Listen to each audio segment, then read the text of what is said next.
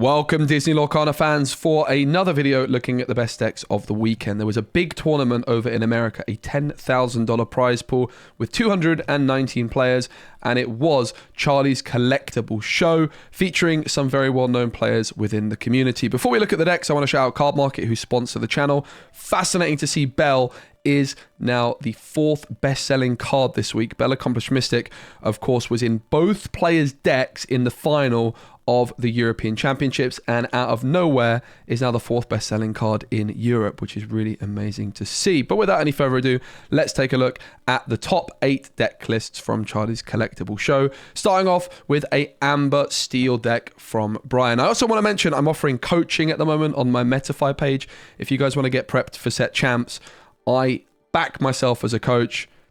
Come get some coaching from me. I can help you out with all sorts of different things. Deck building, gameplay decisions, whatever you need, I got you covered. But Brian here on Steel Amber. Obviously, Amber Steel has gone through some different changes. And the main thing really to look at with these deck lists is what is their game plan for singing with, well, the whole new world. So, of course, Ariel's in there. Some people are playing Gaston. Of course, you might go Robin Hood, you might go for the Queen, or you might go for Simba. This one's actually got Prince Naveen. One little combo we've not been seeing too much of recently is Lantern plus Prince Naveen. Lantern allowing you to play Prince Naveen on 3 and playing a whole new world. I have a feeling that might be a little bit underrated still, but it is quite difficult to fit everything in, of course. But they've gone for the Queen, which is not something you see every day either. Of course, Queen has Shift 2, which makes it very difficult for Emerald players to disrupt, for example, with an Ursula Deceiver, because you can shift the Queen if you're going first and sing a whole new world on turn 2, which is pretty impressive. 3 Daisy Ducks, 3 Lawrences in there as well, a single Cinderella, Stout-Hearted, Bare Necessities, and 1 copy of World's Greatest Criminal Mind. We are seeing most Amber Steel song players now go for 4 copies of And Then Along Came Zeus, as well as Strength, and that's because these are some of the only ways of dealing with that pesky Genie. Genie with that evasive and 4 willpower means that it's very difficult to disrupt, but Ursula Vanessa combining with And Then Along Came Zeus is a great way of dealing with those genies.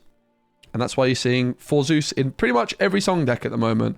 Moving on, we've got a deck which looks rather familiar. It's Steel Amethyst from Tristix90, and this looks very similar indeed to the list which Moyen played in the EU versus NA, which of course I helped him out with. Very, very similar. There are a few differences. Notably, I would play a different version of this list slightly as well, but you're going to be seeing me play at some set champs.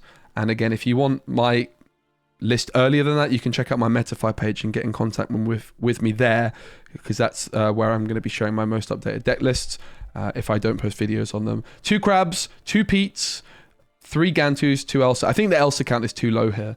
Elsa is so important in the mirrors because your opponent goes Genie on 4, you go Genie, they Elsa you. If you miss your Elsa, you're probably losing the game. And a big advantage really of Amethyst Steel in theory is that it should be the best deck in Amethyst mirrors. So I really don't like the count of only 2 Elsas. Also no copies of Belle. I think Belle is something that you could consider squeezing into this list. Yzma's a really fascinating card, and you're actually going to be seeing me playing a deck with Yzma on the channel quite soon.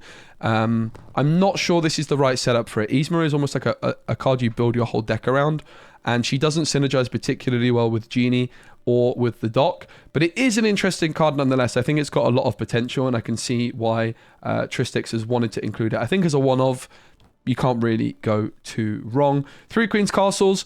I actually think that, I mean, my version of the list with Moyen had 3 Queen's Castles. I'm kind of moving towards cutting these entirely, or maybe reducing the count to 1 or 2. I do think it's a very strong card, but it's definitely one of the cards which could be removed a little bit more. Overall, I do like the list. I think the one thing I don't like is the lack of Elsas. I was playing, like Moyen and I were playing 3. I actually think we should have played 4. So I think this has kind of gone in the wrong direction of the Elsa count, but the rest I like. I think more Pizza's good as well. I have some pretty strong opinions on the best way to play Steel Amethyst, but I want to keep it up my sleeve a little bit for my upcoming tournaments, as well as for my Metafy supporters as well. And next we've got Amethyst Ruby. This is into the top 4, so we were missing a couple of decks in the top 8, but we do have the top 4 decks, which are the most important. And this is Kendall Badette, also known as No I'm Not, who has a reputation for being one of the very strongest Ruby Amethyst players. Kendall was the top seed, I believe, after Swiss in Seattle. Very, very strong player indeed. And even he's added in this Bell Accomplished Mystic, which just shows you that this card is being really, really highly rated by Amethyst players at the moment. It helps you win the Amethyst mirrors because you can move damage counters from Elsa to your opponent's Genie and things like that. It's also a bit of surprise value. A lot of people are not going to necessarily expect it. And therefore, it's just a very nice card in this current metagame. Also, the other really interesting thing about Kendall's list here is the single copy of Dragonfire. We did see one of the top 4 players in the Euros also playing a single copy of Dragonfire, which is quite fascinating. But the Maui's Fishhook is the most interesting of all, and I have to say, I love it. Single copy of Maui's Fishhook. Of course, if you have Maui down on the board, this is going to cost you nothing. But if you, well, it costs you 3 to play, but then you can exert it. If you have Maui on the board, you can do it for free. If you don't have Maui on the board, you're going to be paying 2. And you can either give +3 strength to a character this turn, or you can give evasive to a character until the start of your next turn. So, of course, with the Genie battles being a pretty big thing at the moment, being able to give your Maui evasive to take out your opponent's Genie is absolutely extraordinary. Give your Fox evasive, but also like that extra strength. He's actually cut the crabs, it seems, but managed to squeeze in the Fishhook. It's interesting to see no crabs. Maybe he hasn't even been playing crabs. I feel like crabs don't always make the cut in Ruby Amethyst, but in a lot of the other Amethyst decks, they tend to make the cut. Like a lot of Emerald Amethyst players, for example, are playing 4 copies of crabs. I have to say, I like the list. 1 Tremaine, 1 Empowered Sea Suit. It's really, really hard to fit everything. I am still surprised by the Dragonfire, but clearly if Kendall's playing it, Kendall only really plays Ruby Amethyst, and if he's playing Dragonfire, that means Dragonfire is good in this deck, right? Like, it is as simple as that. So good, big shout out to Kendall on a top 4 finish. But what were the other decks in the top 4? Well, the most interesting and exciting list of all, and this is one that I know a lot of my fans are going to be excited about, and maybe we could cover this on the channel if you're interested in, because look, it's a Mufasa deck, and I did want to just highlight the price on Mufasa now on Card Market. Not going for that much. It's going for like £7 or something. So it's been decreasing in price. You can see like the average price is here, but it's pretty cheap right now over in the UK, and it's an Amber Steel Mufasa deck. What? Amber Steel Mufasa? That's right, Amber Steel Mufasa. This one by Ruben Sosa, which is a name I recognize. And I do believe there was a Mufasa deck in the Euros as well, like an Amber Steel Mufasa deck, because when I was doing the rounds on my break from casting, I was able to like go and look at all the player tables, and I do believe I saw an Amber Steel Mufasa deck. I've been a bit of a hater of Mufasa, calling it Bufasa in the past, but it is genuinely a card I think has a lot of potential. Particularly the Ruby Amber decks I don't like. And I think a trap that a lot of people have fallen into with Mufasa for Trade Leader is you put the Mufasa in your deck as like the first card, and I don't think that's really the case. I think Mufasa is honestly like one of the last cards you add into your deck. It's like, oh, my deck doesn't have many non-characters. Mufasa could give me some nice coverage. Whereas a lot of the time, people will build their whole deck around Mufasa, and you end up putting in lots of cards. Like, for example, in the Ruby Amber Mufasa decks, lots of people will include Maleficent Monstrous Dragon on the hopes of high rolling their Mufasa. But if the Mufasa wasn't in there, you would never even consider the Maleficent Monstrous Dragon. And I think that's a big trap that a lot of people fall into. But here you can see there's a lot of song cards, 11 to be exact. Stormray John, Strength, and Zeus, with Ursula, Vanessa, and Cinderella being the way of singing these cards. And that comes back again, the Zeus and the Strength, the only real efficient way of dealing with genies. Only 2 docks in this one, so there's no Ariel, there's no Whole New World, which is an approach I find very, very interesting. I'm surprised there's only 2 docks, frankly. If you look at the Steel Amethyst list with 3 docks, that is also like not that many, but this has Genie, right? In set 5, before Genie was out, I would always be playing 4 docks in a deck like this, but it's because the Genie and the dock are kind of competing and they're both uninkable. So I'm really surprised there's only 2 docks here. I would say at least 3, but frankly, I would be playing 4 docks in this kind of deck. I'm actually pretty interested in checking this out. I haven't really played any Amber Steel myself. So the one thing that does catch my eye here that I don't like is just 2 copies of Dock. Dock is such an incredible card. And this deck has a real lack of card draw that I feel like Doc has to be a card worth playing 4 copies of. But the rest, there's Daisy Duck as well for a little bit of aggro game plan. Only the 8 1-cost characters, so you are going to miss 1-cost characters quite often, which is interesting. You don't exactly have an abundance of strong 1-cost characters when you play Amber and Steel if you aren't looking to shift. You've got Robin Hood, you've got the Queen, you've got Simba if you're looking to shift. But of course, if you're not playing a whole new world, those cards become less appealing, and therefore the 1-cost slot is a little bit lackluster in Amber Steel. But I like the inclusion of Daisy to give yourself 8 1-drops. 8 1-drops is not as many as I tend to like to play, but you are also playing a Mufasa deck, in fairness, where you don't really want to be hitting 1-cost characters off Mufasa. So I think 8 1-drops is super reasonable, and I like that decision. Calhoun's a great card. Definitely can't go wrong. Couple of Calhouns. You're always going to play the Smees, and the Ursula Vanessa's great as well to give you that little bit of early presence. Really fascinating to see Doc making the cut as well. Okay, there's 5 Docs, but this Doc, of course, leader of the 7 Dwarfs with its 2 questing power, and whenever this character quests, you pay 1 ink less for the next character. This is going to mean that you could play a Chen Po, a Gantu, or a Mufasa down on turn 4, but also you could shift this Cinderella in on turn 4 as well with the help of Doc. Lawrence is in there, Pete's in there, they do Pluto, Rapunzel. I do like the list quite a bit. I love that Gantu's in there. I still think Gantu's pretty underestimated overall by a lot of top players. And it's amazing to see Ruben doing so well with this deck. I would like to check this one out. I haven't really been playing that much Disney Lorcana recently, but I'm going to start playing a little bit more.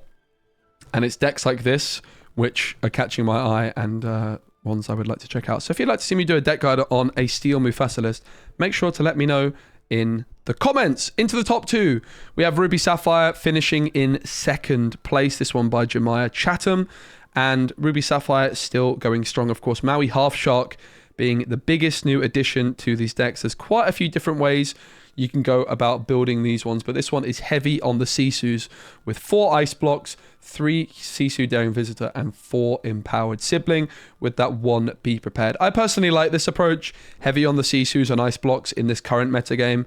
I think ice block Sisu being able to take out a genie is absolutely incredible. And yeah, this is personally the way I would go about it as well. You've got Tipo and Sail the Azuite Sea as your consistent turn 2 ramp. And then on turn 3, you're going to be looking to play Gramatala or Hiram Flavisham for that card draw. Ice blocks, Porpsicles, Shield of Virtue, Vitalosphere, Greatstone Dragon, and Dime as the options. Let It Go is also in there with 3 Brawls and 2 Hideaways, which of course you can recycle and replay multiple times with the Half Shark. This looks like a really clean list. I really like this list. I think this is really smooth. How far I'll go in there too. But the winner is a bit of a legend of this tournament, Charlie's Collectible Show, because he won the last one, and it is the big man. It's Brennan DeCandio with a pretty similar list to the Mufasa, but without the Mufasa. Brennan DeCandio playing Doc, playing Happy, 4 Docs, by the way, which kind of supports my thesis on this previous list. But 7 Dwarf's Mine. 7 Dwarf's Mine is a great card. It's a location with 1 passive lore that you can play on turn 2 and 6 willpower, which is the same stats as Nottingham, which is like a vanilla stat line location from set 3. But it has a very powerful ability. During your turn, the first time you move a character here, you may deal 1 damage. But if that character is a knight, you may deal 2 damage instead. And this deck does have a few knights in the form of Happy, the Lively Knight, and Doc, the Bold Knight. Happy, again, I just talked about how you don't have an abundance of strong 1-cost characters in Steel Amber if you're not going for a shift game plan. But actually, Happy is a pretty good one in the grand scheme of things, right? It's evasive during your turn. We haven't seen Happy pop off that much, mainly because Amber Steel tends to play shift lines, or if you're playing Emerald Steel, you've got like the 1-cost Diablo, you've got Hidden Cove. But here, the Happy is a really, really solid 1-cost character when you compare it to the other options available. And suddenly, if you're interested in playing Happy, Doc's already good. The 7 Dwarf's Mine is such a fascinating location because it's a location card which often are passive, right? They give you coverage against board clears. They make it difficult for your opponent to deal with, but you lose board control when playing locations. But 7 Dwarf's Mine is so unique in that sense because it's a passive location that can allow you to have some board control. So I think 7 Dwarf's Mine is great, particularly in decks where you already want to play Doc, and particularly in decks where you're struggling with your 1-cost characters, which we saw in that previous list. I wasn't that happy to see just 8 1-drops in this style of deck. I think 11 is a great number of 1-drops. In fact, 11 is my favorite amount of 1-drops to play in most decks. Like 10 is a nice number, but 11, that just feels really, really good. I do make some exceptions. If I'm playing Amethyst, I would be more than happy to play more than 11. But I think here, great count on the 1-drops. I love this list so far. I have criticized Brendan DeCanio's lists more than anyone in the past. He will tell you. But this is looking good. 4 Calhouns. Why the heck not? Calhoun, an amazing card.